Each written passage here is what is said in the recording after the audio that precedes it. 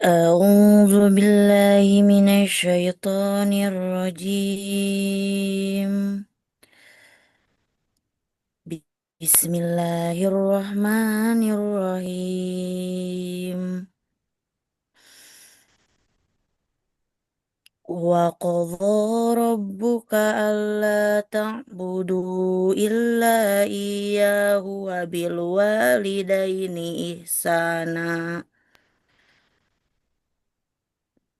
إما يبلغن عندك الكبر أحدهما أو كلاهما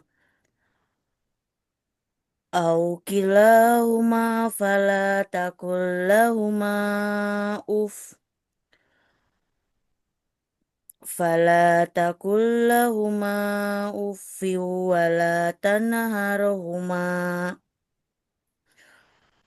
ولا تنهرهما وقل لهما قولا كريما.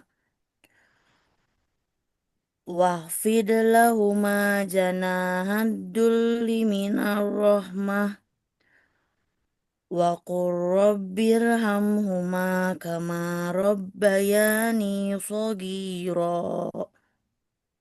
Shadaqallahul azim. Aku berlindung kepada Allah dari godaan setan yang terkutuk dengan menyebut nama Allah yang Maha Pengasih lagi Maha Penyayang. Dan Tuhanmulah telah memerintahkan agar kamu jangan menyembah selain Dia dan hendaklah berbuat baik kepada ibu bapa. Jika salah seorang di antara keduanya atau kedua-duanya sampai berusia lanjut dalam pemeliharaanmu, maka sekali-kali janganlah engkau mengatakan kepada keduanya perkataan "ah", dan janganlah engkau membentak keduanya, dan ucapkanlah kepada keduanya perkataan yang baik. Dan rendahkanlah dirimu terhadap keduanya dengan penuh kasih sayang. Dan ucapkanlah, wahai Tuhanku, sayangilah keduanya sebagaimana mereka berdua telah mendidik aku pada waktu kecil. Maha benar Allah dengan segala firman-Nya. Assalamualaikum warahmatullahi wabarakatuh. Waalaikumsalam warahmatullahi Selamat. wabarakatuh. Terima kasih kepada Ibu Gona yang sudah membacakan ayat suci Al-Quran. Mudah-mudahan Allah Subhanahu wa Ta'ala membalas dengan pahala yang berlipat ganda dan kepada kita yang mendengarkannya. Selanjutnya kepada Bapak Ustadz Asep Ahmad Sidik, dipersilahkan Pak. Ya, baik, Mangga. Izin share ya, Pak. Mangga, mangga Pak. Nah, Pak.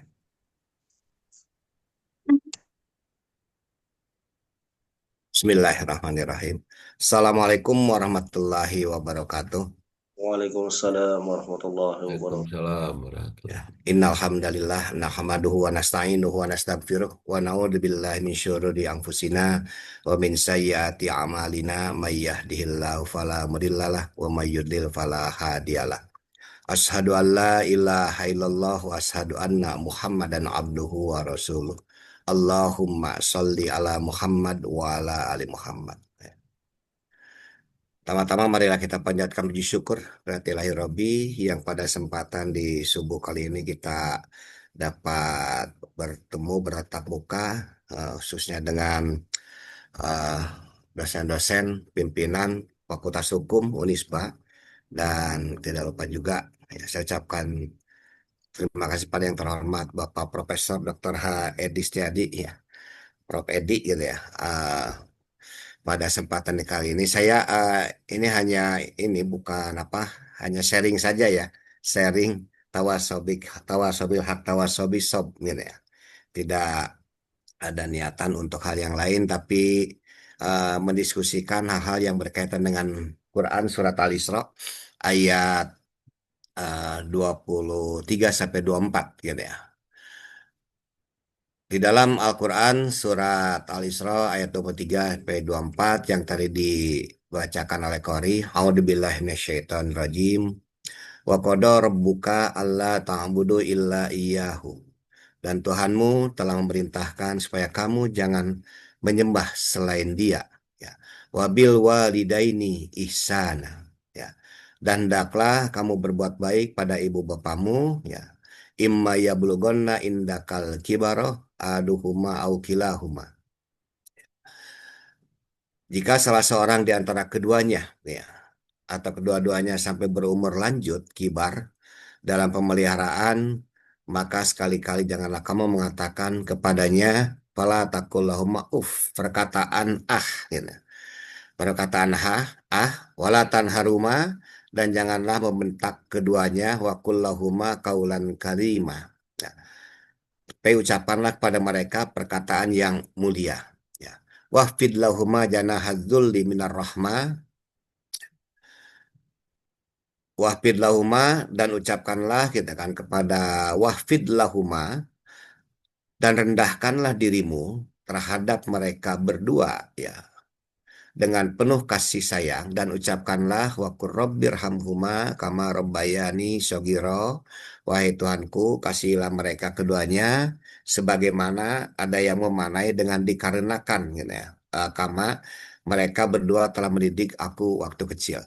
Ada beberapa prinsip atau pesan yang dapat kita ambil di dalam uh, Quran surat Al-Isra ayat 23 sampai 24. Yang pertama ini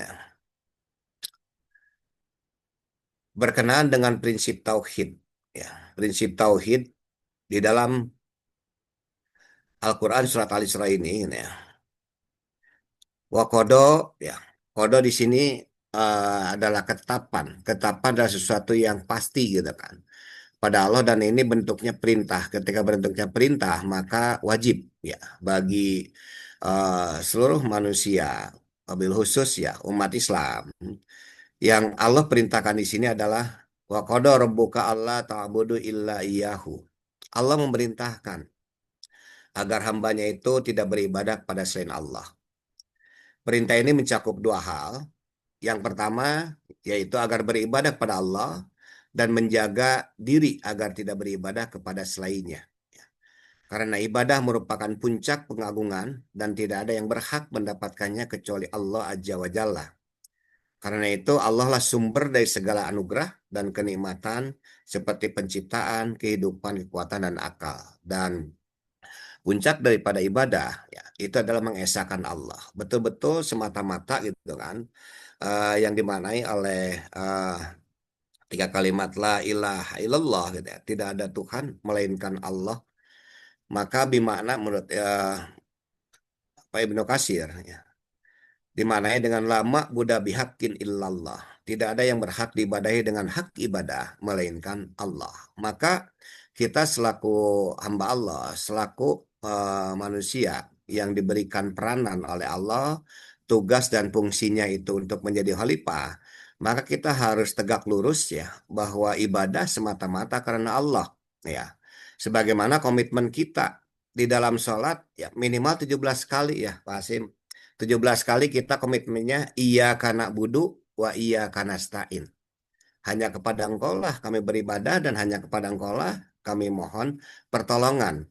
Maka di sini gitu ya, ketika berbicara tentang komitmen kita untuk mentauhidkan Allah, maka pada saat ketika kita beribadah itu hanya murni semata-mata karena Allah, maka mohon pertolongan pun kepada Allah, gitu kan. Iya karena bodoh ini adalah kewajiban, wa iya karena stain ini adalah hak, gitu kan. Dalam arti gitu kan, manusia itu jalankan dulu kewajibannya, gitu kan. Barulah gitu kan ketika udah berbicara tentang kewajiban, maka hak dengan sendirinya akan mengikuti.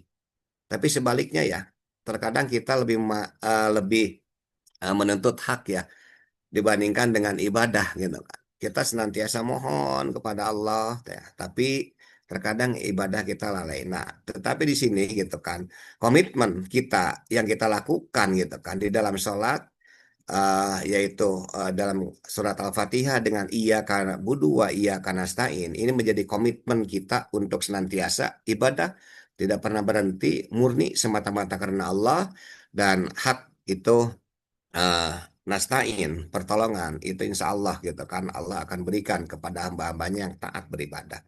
Nah, yang pertama dari Quran surat Al-Isra ini menyangkut dengan tauhid. Nah, kemudian yang keduanya ada yang sangat luar biasa ketika berbicara tentang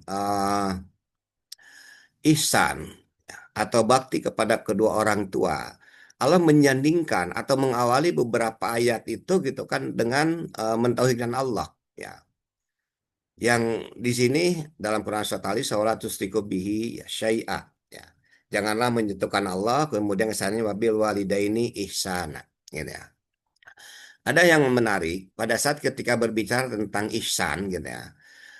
Al-Quran menggunakan kata penghubung bi, ya, yaitu wabil walidaini ihsana, tidak menggunakan walil walidaini atau wailal walidaini. Ya, ternyata menurut pakar bahasa ada perbedaan.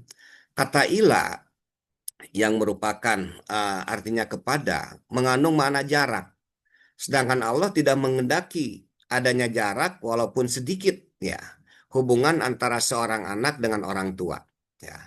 Kemudian kata li juga tidak dipilih ya karena mengandung makna peruntukan.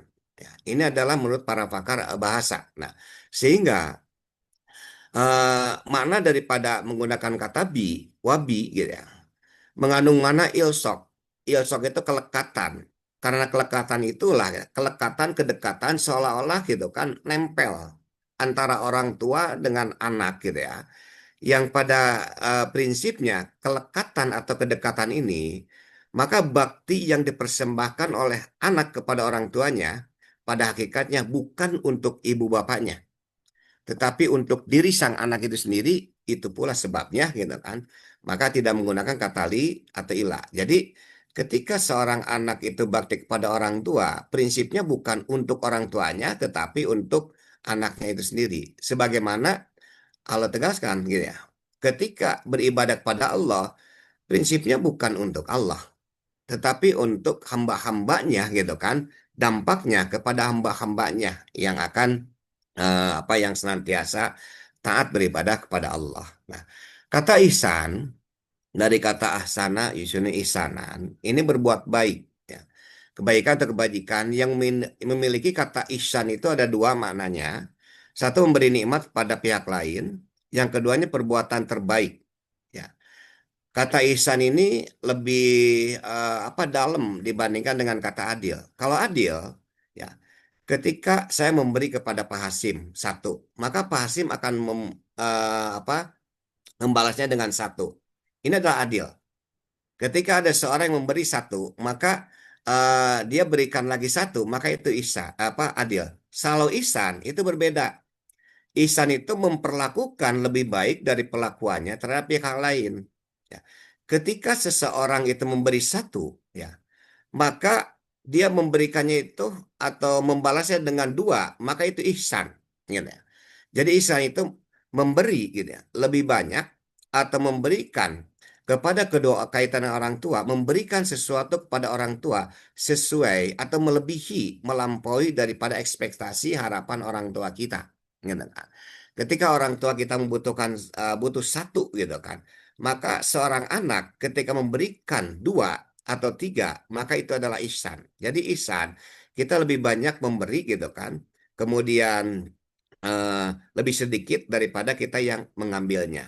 Nah, oleh karena itu, maka ihsan ini merupakan puncak kebaikan dari amal perbuatan. Ini ada pesan yang kedua. Pesan yang ketiga berkaitan dengan ayat ini.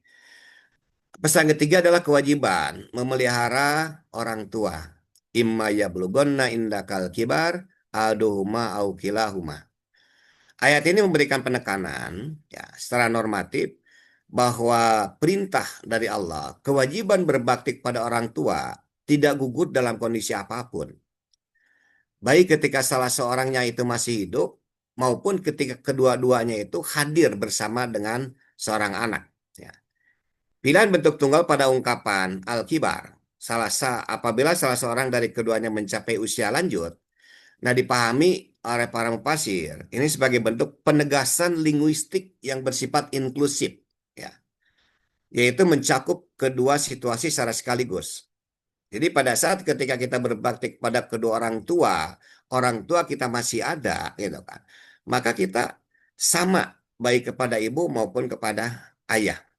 Nah, maka ayat ini gitu kan, pemeliharaan, kemudian pelayanan, merasa hormat kita, kemudian bakti kita kepada kedua orang tua kita, maka ketika kedua orang tua kita masih ada, gitu kan, maka bentuk ihsannya itu kita berikan yang terbaik kepada kedua orang tua kita, gitu kan, sesuai atau melebihi dari ekspektasi atau harapan dari kedua orang tua kita.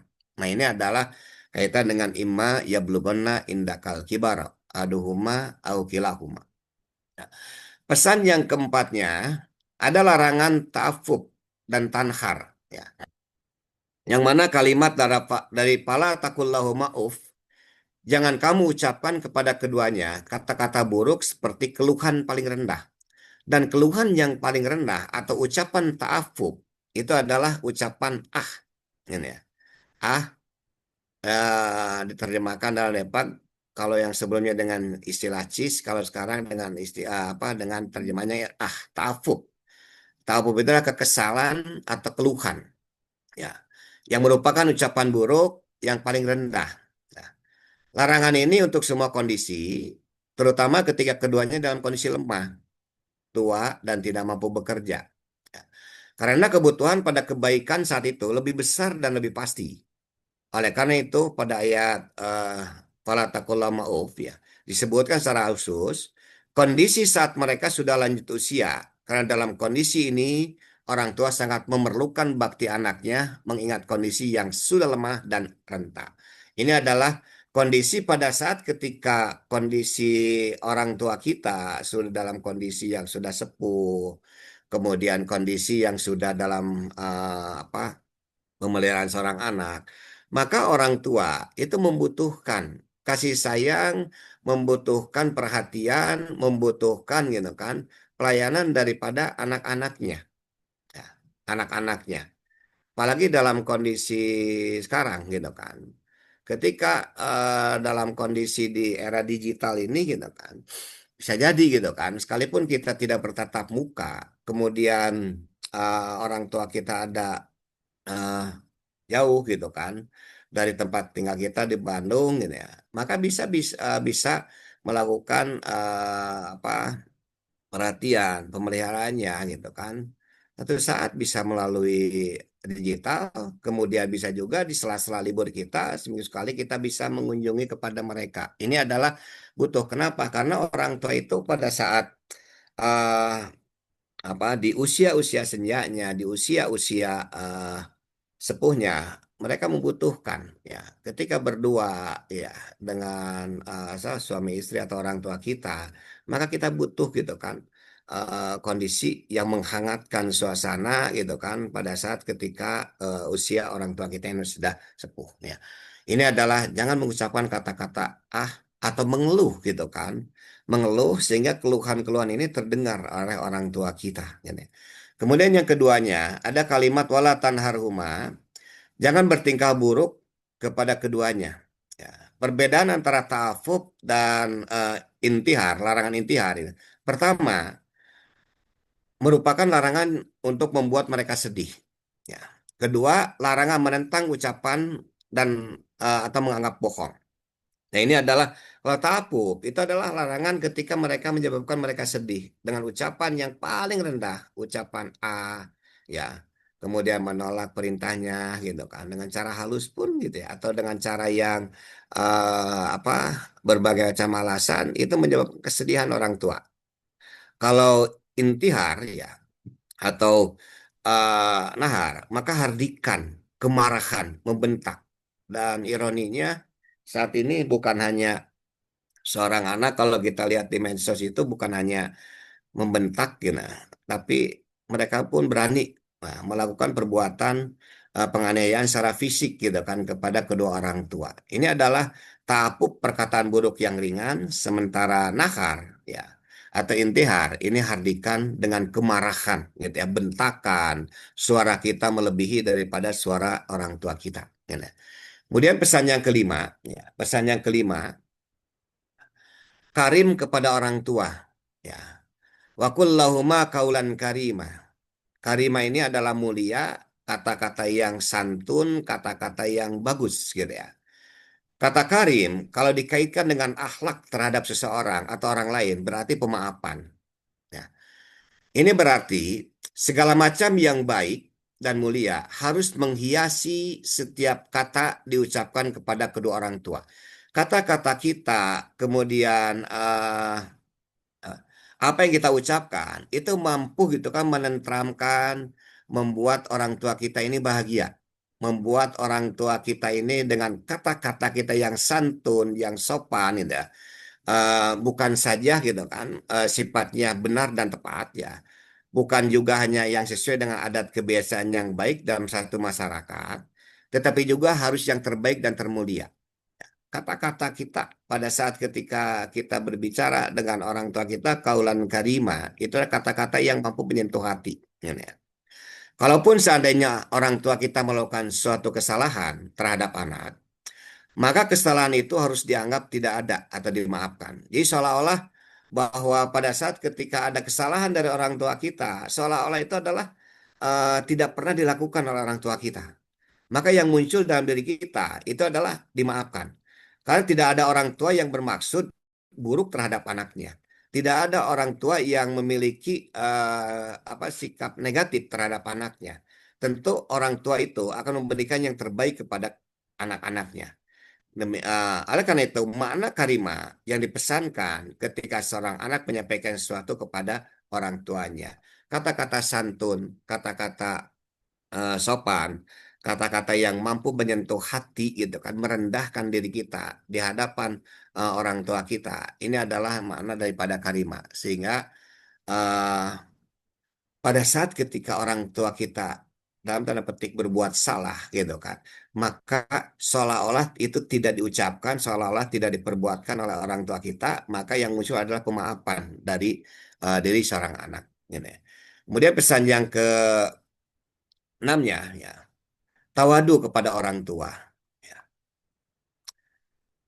Kalimat wahfid lahuma janahadzulli minar rahmah, berarti bertawadulah kepada kedua orang tua.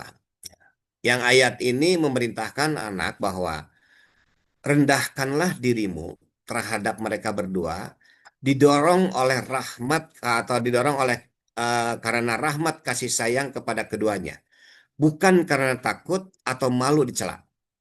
Pada saat ketika kita bertawadu, merendahkan hati kita ya di hadapan kedua orang tua kita, maka ini adalah merupakan rahmat kasih sayang dari Allah kepada seorang anak gitu kan yang menggerakkan hatinya, kemudian merupakan wujud daripada kasih sayang seorang anak kepada kedua orang tua, bukan karena takut kepada mereka, bukan karena ada rasa malu dicela oleh masyarakat, tetapi ini adalah merupakan sebuah perintah gitu kan. Sebuah perintah yang perintah ini gitu kan harus dilakukan oleh seorang anak. Nah, kata jannah di dalam janaha pada mulanya ini berarti sayap. Seekor burung merendahkan sayapnya dan merangkul anaknya pada saat dari bahaya sampai lepas dari bahaya. Diibaratkan pada saat ketika dikinayahkan atau diilustrasikan bahwa jana itu adalah arti sayap. Ketika burung ya terbang, kemudian atau dia mengerami anaknya pada saat ketika di sarang atau di bawah melindungi anaknya, maka anak-anaknya itu akan dia dikepakkan sayapnya, kemudian anaknya masuk ke sayapnya, kemudian dia akan merendahkan gitu ya, merendahkan sayapnya, kemudian merangkul anaknya dari mara bahaya. Ya, ketika bahaya itu sudah lepas itu kan baru mereka mengembangkan kembali sayapnya. Inilah gitu kan. Diibaratkan bahwa orang tua kita pada saat ketika kita masih kecil, pada saat ketika anak-anaknya butuh bimbingan, maka pada waktu itu seorang ayah, seorang ibu itu akan merangkul, akan melindungi anaknya dari berbagai macam mara bahaya, gitu kan. Jadi kemudian kata azul kerendahan dalam konteks berbakti pada orang tua, seorang anak diminta gitu kan, diperintahkan oleh Allah untuk merendahkan hatinya atau dirinya kepada orang tuanya, terdorong oleh penghormatan dan rasa takut melakukan hal-hal yang tidak sesuai dengan kedudukan ibu dan bapaknya. Jadi ada rasa penghormatan, kemudian pengagungan kepada orang tua kita karena ada rasa takut gitu kan, khawatir akan menyebabkan sakit hatinya, khawatir gitu kan, akan merendahkan kedudukan ibu dan bapaknya, maka wahfid lahum janahadzulli minar rahmah, ini rendahkan diri kita gitu kan terhadap mereka berdua, didorong oleh karena rahmat kasih sayang kepada keduanya, karena adanya kasih sayang seorang anak gitu kan kepada kedua orang tuanya. Kemudian pesan yang terakhir sebagai pengantar untuk diskusi. Kemudian yang terakhir, pesan yang terakhir adalah Rabbirhamhuma kama rabbayani shogiro. Ya Allah, rahmatilah mereka berdua dikarenakan mereka telah mendidik aku di waktu kecil. Nah, ini di dalam ayat ini ya. Oleh karena itu, wajar jika kita mohonkan untuk keduanya agar memperoleh lebih banyak dari yang kita peroleh. Ya. Membalas budi mereka melebihi budi mereka kepada kita. Bukankah kita diperintahkan untuk melakukan ihsan terhadap mereka, sedang ihsan itu adalah memperlakukan mereka lebih baik dari perlakuannya terhadap kita. Memberi lebih banyak daripada yang harus Anda beri atau yang kita beri. Dan mengambil lebih sedikit daripada yang seharusnya kita ambil. Nah, Rabbirhamhuma kama rabbayani shaghira. Maka wujud kita ya senantiasa doanya ini adalah Rabbirhamhuma kama rabbayani shaghira ya. Ini adalah doa yang senantiasa kita selipkan ya di sela-sela salat kita, di sela-sela itu kan kegiatan kita atau salat kita, maka kita senantiasa mendoakan kedua orang tua kita. Nah,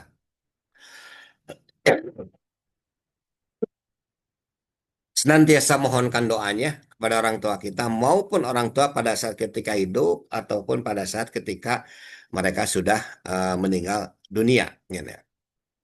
Kemudian dari prinsip-prinsip ini gitu ya, maka muncul di dalam hadis gitu ya, berkaitan dengan prioritas bakti kepada orang tua ya. Di dalam Al-Quran dijelaskan prioritas bakti kita kepada orang tua ya. Dalam Quran surat Luqman ayat 14, A'udzubillahi minasyaitonirrajim. Wassainal insan, dan kami mewasiatkan ya. Wasaina mewasiatkan dalam arti memerintahkan al insan kepada manusia ya untuk berbuat baik biwalidayhi hamalathu ummuhu wahnan. Kepada biwalidayhi kepada ibu bapaknya hamalathu ummuhu wahnan. Ibunya telah mengandungnya dalam keadaan lemah. Ala wahnin dalam keadaan bertambah-tambah lemah. Wa fisaluhu fi amaini dan menyapihnya dalam 2 tahun. Anis kurli bersyukurlah kepadaku wali walidaika ilayyal masir ya. Kepada ibu bapakmu dan hanya kepadakulah kembalinya. Prioritas bakti kepada orang tua ini dijelaskan secara rinci oleh Rasulullah. Salah satunya di dalam hadisnya, ya, yang di dalam hadisnya bahwa kedudukan ibu lebih utama, ada sebuah dialog ya, antara Rasulullah dengan para sahabat, yang dialognya itu gitu kan Rasul bertanya para sahabat, ya Rasulullah, wahai Rasulullah, man abarru ya, siapa yang paling berhak aku perlakukan dengan baik? Dijawab Rasulullah, qala ummaka, ibumu. Kultu, kemudian Rasulullah ditanya lagi, man abarru, siapa lagi ya Rasulullah? Dijawab lagi oleh Rasulullah, ummaka, ibumu. Kultu, kemudian dijawab lagi, ditanya lagi oleh para sahabat, ya, man abarru, siapa lagi ya Rasulullah? Maka jawab Rasulullah, ummaka, ummaka, ibumu. Kultu, jawab lagi, kemudian bertanya lagi, man abarru, kola abaka. Ya, barulah dikatakan ayah, summal akroba, fal akroba. Kemudian orang yang lebih dekat setelahnya dan setelahnya. Ini hadis dari Bukhari, sanadnya Hasan. Nah, dari sini prioritas yang berkaitan dengan uh, kebaikan kita ya kepada kedua orang tua. Ya. Maka Rasulullah di sini menjelaskan ya, bahwa sosok seorang ibu ini menjadi prioritas utama, gitu ya. prioritas utama pada saat ketika kita gitu kan melakukan atau perbuatan baik kepada eh, kedua orang tua. Ibu ini memiliki kedudukan yang sangat istimewa, gitu ya. Sebagaimana di dalam ayat Quran di sini, gitu ya. Ketika berbicara tentang seorang ibu, gitu ya, maka Allah itu kan detail, ya. Eh, Allah detail. Salah satunya dalam Quran surat Luqman, mulai dari eh, melahirkan, apa mengandung, melahirkan sampai menyusui, maka Allah ingin memperlihatkan, kemudian menjelaskan secara detail bagaimana sosok seorang ibu pada saat ketika mereka eh, berbuat ya atau ketika mereka hidup ya. Maka yang pertama ya ada tiga kenapa ibu gitu ya. Tiga kali ya Pak Hasim ketika Rasulullah menjelaskan tentang ibu ya. Mohon. Mohon. Berarti eh, apa ummaka ibumu, ummaka ibumu, ummaka ibumu ya. Jadi tiga kali ya Pak Sim. Bukan berarti tiga ibu ya. Satu ayah gitu kan. Tapi di sini ada keistimewaan satu karena ibu yang mengandung, ibu yang melahirkan, ibu yang merawat. Dan detail juga Allah ketika berbicara tentang masalah ibu ini gitu kan. Salah satunya dalam Quran surat Luqman ya. Berbeda dengan ketika berbicara ayah, ayah kewajibannya satu, ya, yaitu menjadi pemimpin dalam rumah tangga. Yang keduanya mencari nafkah. Tapi ketika ayah mencari nafkah, maka seorang anak itu sudah mengetahui. Saya aja pada saat ketika oh iya, yang mencari nafkah ayah saya, maka melekat di dalam benak kita jasa daripada seorang ayah. Tapi ketika berbicara tentang ibu, gitu ya. Tidak ada seorang pun manusia yang mampu mengetahui, memahami bagaimana kondisi pada saat ketika ibu mengandung, bagaimana saat ketika ibu melahirkan, dan pada saat ketika ibu menyusui selama 2 tahun. Maka Allah gitu kan ingin memberikan penjelasan ketika dijelaskan ya secara detail tentang jasa daripada seorang ibu, kebaikan seorang ibu gitu kan. Maka dengan harapan bahwa seorang anak itu akan merasakan betapa luar biasanya beratnya seorang ibu pada saat ketika mengandung, melahirkan dan menyusui. Gitu kan. Ini mungkin yang bisa saya sampaikan. Ini ya. Makasih atur nuhun kesempatannya pada Fakultas Hukum dan saya kembalikan lagi kepada Pak Hasim. Assalamualaikum warahmatullahi wabarakatuh. Waalaikumsalam warahmatullahi wabarakatuh. Terima kasih Pak Ustadz. Selanjutnya kepada Bapak Ibu dipersilahkan untuk diskusi. Maka Alhamdulillah sudah hadir sini banyak sekali ya, bahkan angkatan 76. Alhamdulillah Pak Haji Nawawi. Marsidi hadir nih sini. Iya, tumben Ya. saya baru kali ini Ya. dapat itu Zoom tadi ya. Enggak Mas. Pada Zoom. Silakan Pak. Nanya boleh? Boleh, silakan Pak. Boleh. Ya, jadi faktanya di medsos kita saksikan bahwa anak-anak bukan satu anak, artinya semua anaknya itu bersepakat untuk menitipkan ibunya di panti asuhan lansia begitu ya. Nah, jadi miris kita melihatnya. Barangkali Pak Ustadz bisa menjelaskan bagaimana hukumnya yang seperti ini. Terima kasih Pak Ustadz. Ya, baik. Terima kasih Pak Haji. Haji Nawawi, ya. Haji Marsidi Nawawi. Yang pertama, ada satu ini saya. Pada saat ketika bagaimana hukumnya gitu kan seorang anak pada saat ketika menitipkan atau bersepakat gitu kan untuk menitipkan orang tuanya di di panti jompo atau di panti khusus ya bagi orang tua kita ya.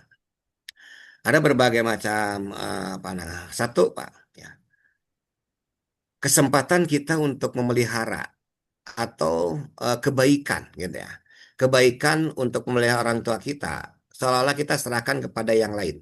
Padahal salah satunya dalam hadis bahwa eh, satu jangan menyia-nyiakan ya pintu tengahnya surga atau kita melakukan perbuatan baik dalam arti ketika kita memelihara kedua orang tua gitu ya, maka ini adalah diri kita ini sudah membuka pintu surga, pintu tengahnya. Karena pintu surga atau pintu tengahnya itu dalam hadis itu dijelaskan apa? Yang pertama, berbuat baik kepada orang tua.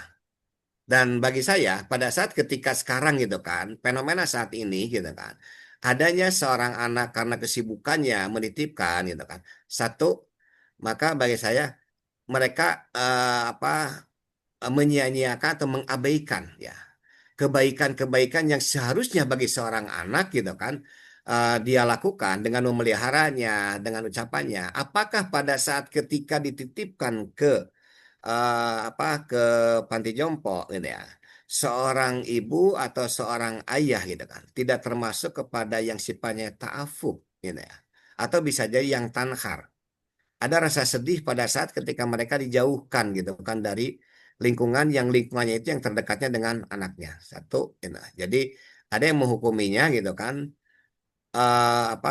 tidak membolehkan pada saat ketika seorang gitu anak gitu kan ketika dalam kondisi apapun maka pemeliharaan ada di dalam lingkungan keluarganya gitu kan. Tapi ada juga Pak yang memahaminya gitu kan.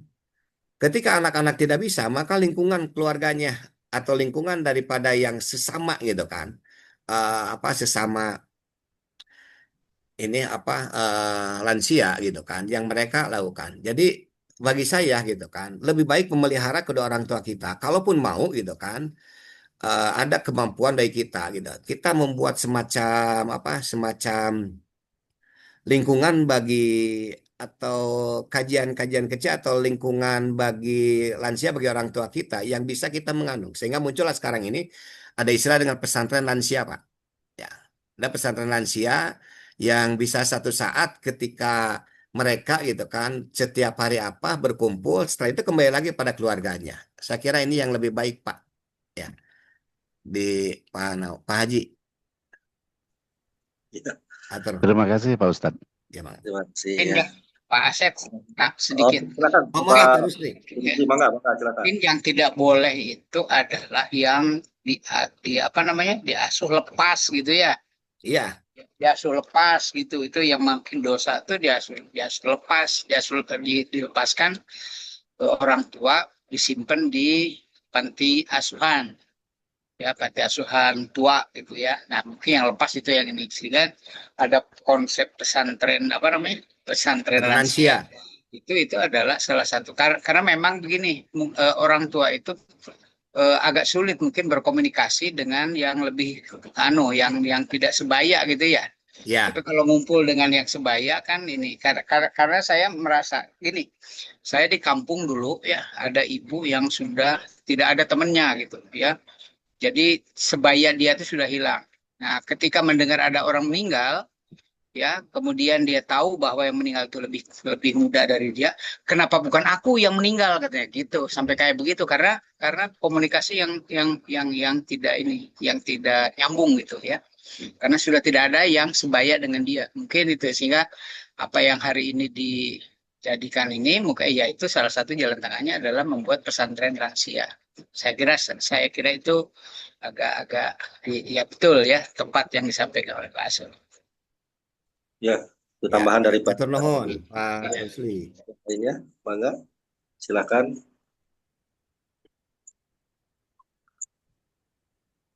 Ada lagi yang lainnya, silakan.